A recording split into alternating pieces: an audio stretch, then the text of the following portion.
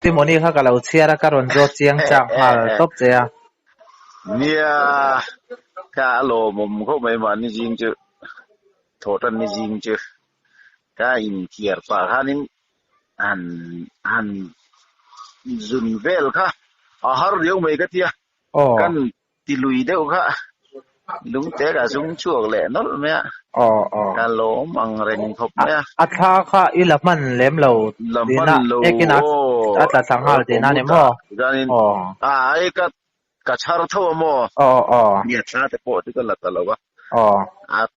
ma ka sun chu ai chuanin a ma hen voi ni voi thun ka lo jung chuak to tho chu ai chuanin a nem deu tun thum chu chia ni nghe hey anh nói deu chuan ka si mo si khóc mấy cái tia in check up vel ta ko ka cha ka chau le to ang reng khóc cho nên nghe al sarvel te atang ho pa thiên ra này ka al sar chu are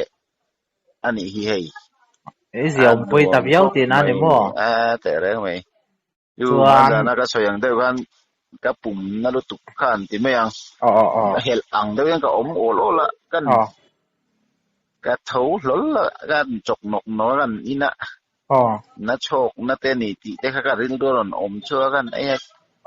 ui ta kin voin ni tenge jonin chiang har sat na man tu na ka ei ma ka lo boi ri luang kha ju ka nei ka lo tuan mo iming pum kha han soi lok te arlal ning thanga chuan khoya cheng nge ta silong khoi la modern rating chuan pumpui al sar i nei le kala lung te zung chuak te kha chuan dxn noni ji le rosel limon ji ti khai that pui ta ti na ni ta tro kha ka ei char ka testimony a kan han ziak ve ole hello le tu ka